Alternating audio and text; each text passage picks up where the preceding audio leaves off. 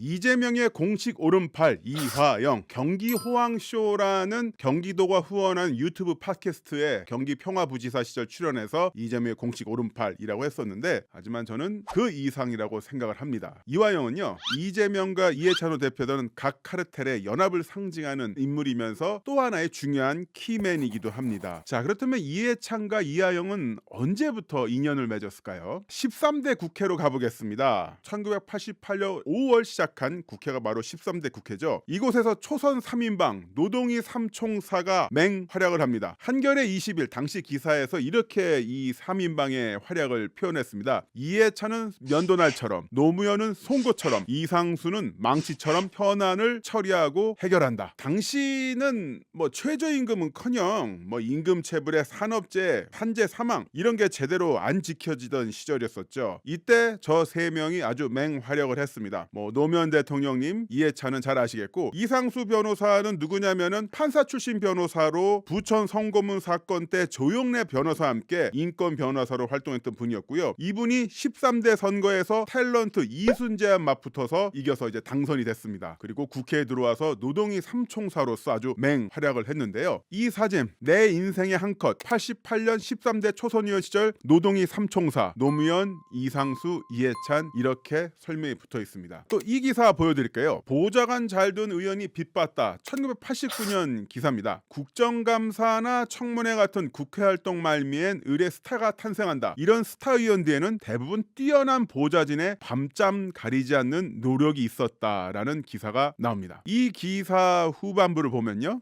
노무현 의원은 이호철 씨 등 7명의 비서를 상하 구분을씩 기용하고 있고, 이해찬 의원은 유시민 보좌관을 두고 있다 라고 나와 있습니다. 그렇다면 이상수 의원의 보좌관은 누구였을까요?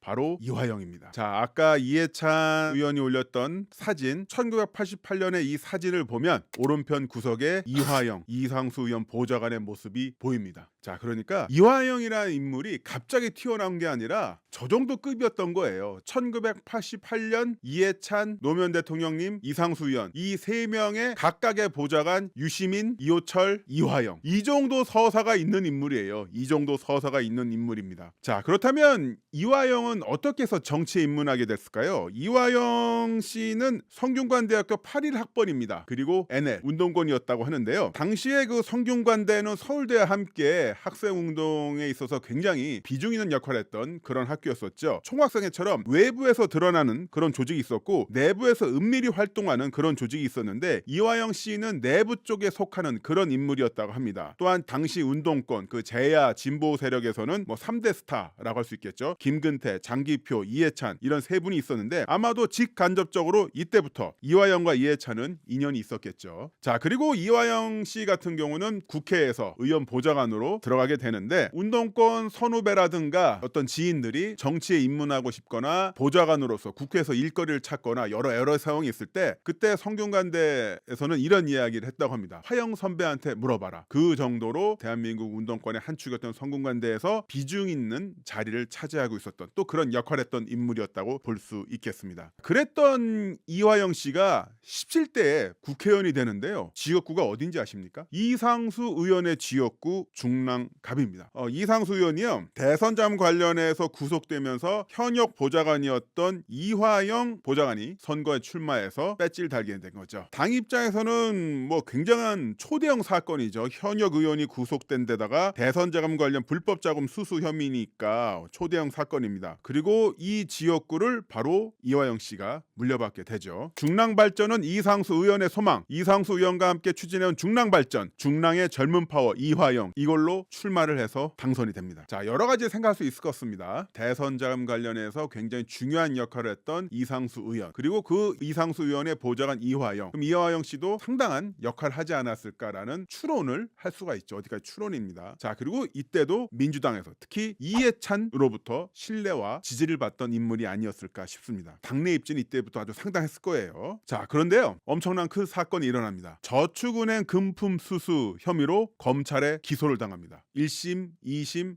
대법원 거쳐서 결국 무죄로 끝납니다. 무죄로 끝나는데 출마를 또 합니다. 강원도에 출마를 하는데요. 도덕성 문제로 공천을 못 받습니다. 공천을 못 받자 무소속으로 출마하는데 민주당이 어떤 결정을 내리는지 아십니까? 무공천을 합니다. 무공천. 자, 이때 후보가 있었어요. 나오려고 하는 사람이 있었는데 마땅한 다른 후보 없다면서 무공천을 하죠. 상당하지 않습니까? 어느 정도 파워예요? 갑툭튀 아니에요, 이화영 씨. 이미 이화영은 1988년부터 민주당에서 초선 3인방 노무현 대통령님, 이해찬 대표, 이상수 의원과 보좌관으로서 함께했던 사람이었고 배지도 달고 심지어 공천을 받지 못하고 출마를 하자 무공천을 당해서 하는 그 정도로 입지를 갖고 있는 인물이었던 겁니다. 저 때의 어떤 상황을 보자면은 이재명과 이화영은 비교 불가할 정도로 이화영의 파워가 셌던 거죠. 자, 그랬던 이화영 씨가 이재명 경기도지사 결탁이 되면서 경기도 평화부지사가 되는데요. 대장동에도 이화영의 그림자가 그려져 있습니다. 대장동에 투자했던 사람들이 10만% 배당을 받았습니다. 1000배 배당을 받았죠. 가장 많은 배당을 받았던 천화동인 1호가 1208억을 배당받았는데 여기에 대표가 바로 이한성 씨. 누구냐? 바로 이화영 의원의 보좌관이었습니다. 화천대 이후에 사내 이사기도 하죠. 이 연관고리를 봤을 때 느껴지는 건 뭐냐면은 이재명과 이화영 씨는 뗄래야 뗄 수 없는 관계고 이화영 씨를 이재명 대표의 오른팔로 두고 이 그림을 보면요 굉장히 복잡해집니다. 너무 이해관계가 좀 안 맞아요. 그런데 이화영 씨를 한 사람의 선수 플레이어로 보고 보면은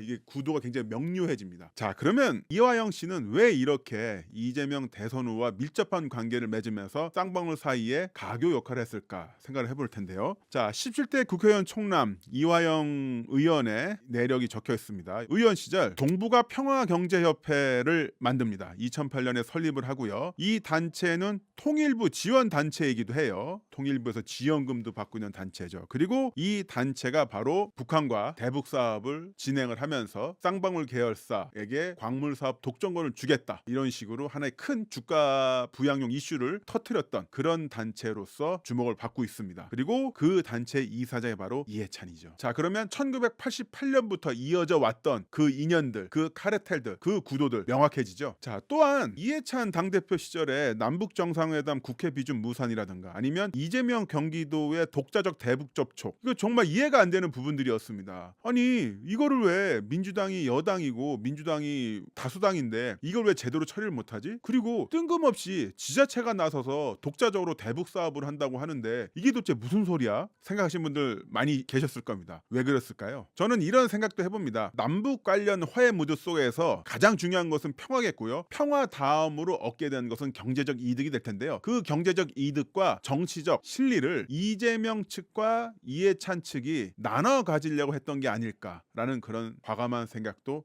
해봅니다. 자, 3명의 플레이어를 독자적인 선수들로서 이제 구성을 해보고 얻게 되는 것들 한번 정리를 해봤어요. 쌍방울은요, 주가 조작을 통한 이득, 안전한 뒷바가 있겠습니다. 이 안전한 뒷바가 왜 중요하냐면 쌍방울 대표이사 같은 경우는 이미 수년 전 주가 조작으로 유죄 판결을 받았습니다. 이미 한번 처벌을 받았어요. 처벌을 받았는데 주가 조작을 통해서 얻을 수 있는 이득이 너무나 달콤하다 보니까 또 그런 걸 하고 싶은 건데 이번엔 정말 안전한 뒷바가 필요했을 겁니다. 자, 이화영 씨 같은 경우는 정치적 입지, 경제적 이득, 뭐 쌍방울로부터 받았던 법인카드 뭐 그런 것도 있겠고 유형 무형의 여러 가지 지원도 있겠고요. 그리고 본인이 만든 동북아 평화경제협의회가 바로 쌍방울 본사에 무상으로 입주해 있죠. 그런 단체를 통해서 후원금을 받고 정부 지원금을 받는 거, 이거 굉장히 중요합니다. 또한 그런 단체를 여러 개 갖고 있어야만 나중에 또 선거에 출마하거나 어디 캠프에 들어갈 때 굉장히 대우를 받을 수 있죠. 그리고 또 하나, 전 대북 사업도 이화영이란 플레이어 입장에서는 굉장히 가슴 뛰는 일이었다고 생각합니다. 아까 말씀드렸죠. 운동권 NL 그 입장에서 경기도 특사 자격으로 방북을 하고 나중에 이재명이 대통령이 되면 북한과 여러 협력 사업을 할 수 있다. 이거는 진짜 운동권에서 스타 플레이어들만 할 수 있던 건 아닙니까? 근데 그거를 실제로 했습니다. 2번 북한도 갔다 왔죠. 자, 이재명 대표 같은 경우는 카르텔 연합을 통한 정치적 이득을 당연히 취득하게 됩니다. 그리고 일 잘하는 도지사, 세간의 평가를 얻게 되고요. 아태 평화재단이니 아니면 뭐 쌍방울이니 뭐 경선과 대선에 불법적으로 참여했다, 이런 의혹들이 나오고 있죠. 당연히 이재명 대표 입장에서는 경선, 대선용 외곽 조직을 또 확장하게 됩니다. 얻는 게 많죠. 이 방송을 준비를 하면서 이재명 대표의 본질에 대해서 한번 생각을 해봤습니다. 자신의 현재 상황에 맞춰서 가장 필요한 아버지상을 만들어냈던 이재명 대표는요, 주변에 있는 사람들에게도 그 사람들이 갖고 있는, 각각의 플레이어들이 갖고 있는 욕망을 실현해주는 구체적인 방법론을 갖고 있지 않았나 싶습니다. 심지어 사법적인 단죄에 경계선상에 올라갔던 사람까지도 그 달콤한 유혹을 거부할 수 없었던 게 아닌가 싶습니다. 쌍방울 김성태 대표 이미 한번 주가적으로 처벌받았었죠. 이화영 대표 같은 경우는 2000년대 초반 본인의 주군이었던 이상수 의원이 불법 자금 수수로 구속됩니다. 본인도 저축은행 불법 자금 수수 혐의로 재판까지 갔었죠. 이미 요단강을 건널 뻔했어요. 그런데 그 상태에서도 다시 한번 이재명이라는 사람을 만나면서 본인의 욕망을 전력 질주하는 그런 상황을 만들게 됐던 게 아닌가 싶습니다. 자, 이렇게 생각해서 본다면은 이재명 대표는 욕망을 채우는 방법을 알고 있고 그 주변의 다른 플레이어들을 그 욕망을 채워주면서 섭외하는 아주 뛰어난 능력을 갖고 있는 게 아닌가 싶습니다. 또 그 관점에서 보자면 역사가 유구한 지상파 방송국이 저 모양 저 따위가 됐는지, 그리고 이낙연 전 대표님을 향해서 엄청난 막말과 마타도를 쏟아부었던 이재명 지지 유튜버들, 팟캐스터들, 그리고 라디오 진행자들 왜 그 모양이 됐는지 이해가 될 것 같습니다. 자, 오늘 방송 여기서 마치겠습니다. 저는 지금까지 훈훈한 프로레슬러 훈프로였습니다.